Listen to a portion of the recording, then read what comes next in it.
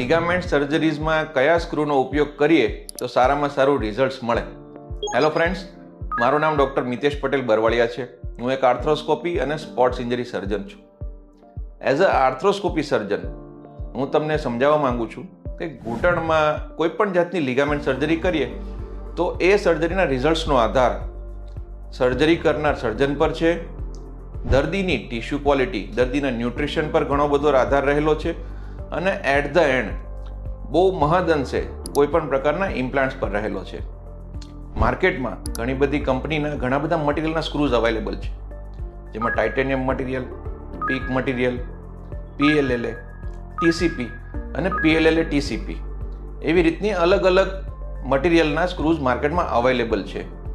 પણ દર્દીની રિકવરીનો આધાર આ બધા સ્ક્રૂઝ કે ઇમ્પ્લાન્ટ્સ પર બહુ જ ઓછો હોય છે. દર્દી સર્જરી કરાવ્યા પછી પ્રોપર પ્રોટોકોલ ફોલો કરે અને સર્જન દ્વારા પ્રોપર સર્જરી કરવામાં આવેલી હોય તો દર્દીને સારામાં સારું રિઝલ્ટ મળવાનું જ હોય.